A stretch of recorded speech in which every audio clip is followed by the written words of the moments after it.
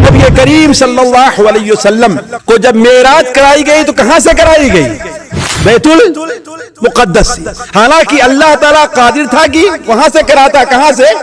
بیت اللہ شریف سے، لیکن یہ ظاہر کرنے کے لیے کہ مسجد حرام ہی تمہاری میراث نہیں ہے، مسجد حرام ہی تمہاری جو تابعین ہوں گے ان کا حق مسجد حرام ہی پر نہیں ہے، بلکہ مسجد حرام سے لے کر کے مسجد اقصی تک یہ کس کا حق ہے؟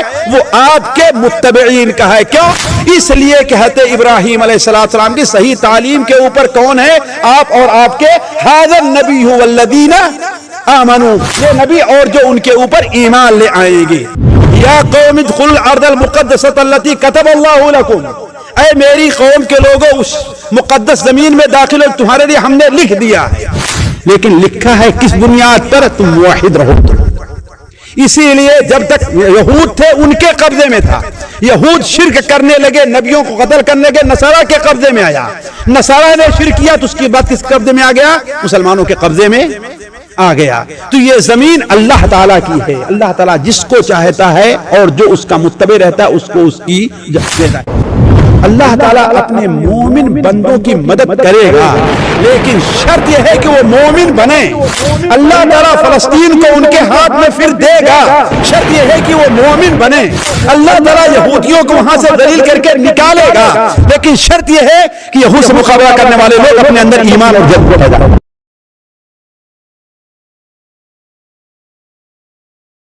جاتا ہے تو مسجد اقصی جو آج کہا جاتا ہے وہ کئی چیزوں پر مشتمل ہے، جو ہم نے اس کا رقبہ بتایا آپ کا، اس سے اندازہ لگا سکتے ہیں کتنا وسیع ہے۔ بلکہ میں سوچ رہا تھا یہ جو ہماری مسجد ہے اس سے باہر کا جو علاقہ ہے اس سے کہیں بڑا علاقہ مسجد اقصی کا ہوگا، اس لیے کہ ایک طرف 340 میٹر 340 میٹر کی لمبائی، یہ کافی لمبائی مانی جاتی ہے۔ اس کے اندر کئی چیزیں ہیں۔ اس کے جنوب میں مغرب کی طرف ایک مصلی بنایا گیا، ایک مسجد جس میں نماز ہوتی ہے آج، جس میں جماعت ہوا کرتی ہے۔ یہ شاید وہی جگہ ہے جہاں پر نبی کریم صلی اللہ علیہ وسلم نے انبیاء کی امامت کی تھی معراج کی شب صبح۔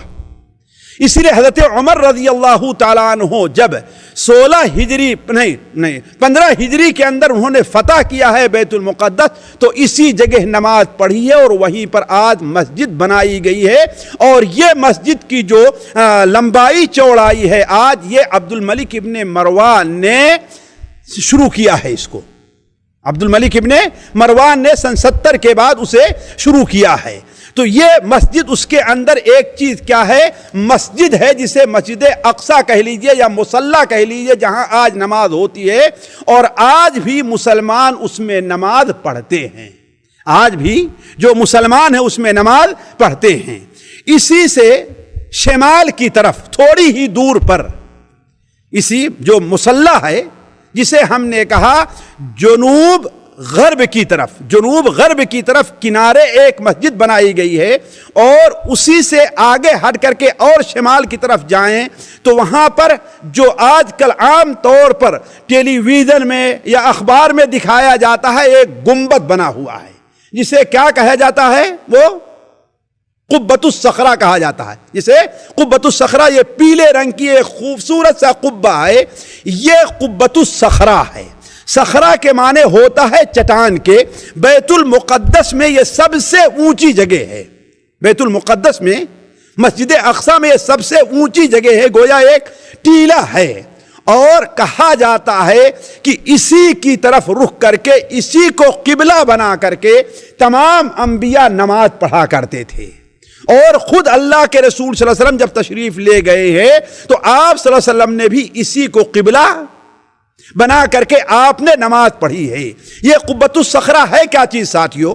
یہ بیت المقدس یا مسجد اقصی نہیں کہا جائے گا اسے، نہ اسے مسجد اقصی کہا گیا ہے، اسے قبہ کہا گیا ہے۔ اصل میں ہے یہ کہ یہ ایک چٹان ہے اور عجیب و غریب چٹان ہے، زمین سے معمولی سا اس کا تعلق ہے،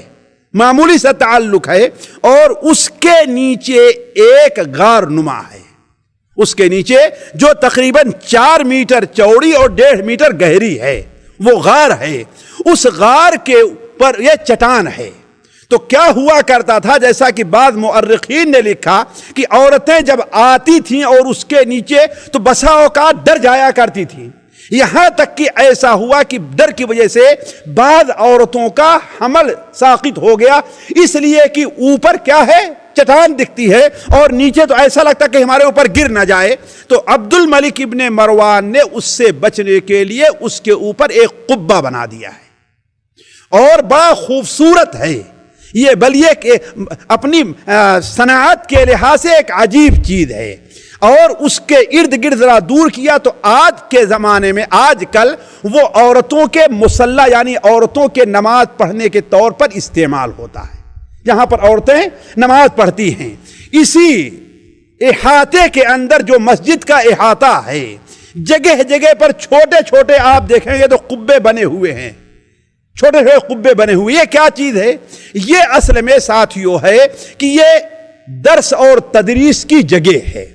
اس وسیع میدان میں جگہ جگہ ایسی جگہیں بنائی گئی ہیں، وہاں پر جس طریقے سے آپ دیکھیں ایک مسجد ہو تو یہاں پر ایک جگہ رکھتے، ایک استاد یہاں بیٹھتا ہے، ایک استاد وہاں، ایک استاد وہاں بیٹھتا ہے، ایسے ہی بیت المقدس کے اندر جو مسجد اقصی ہے اس میں جگہ جگہ پر ایسے قبے بنے ہیں، بلکہ ایک وقت تھا کہ وہاں پر 360 قبے تھے۔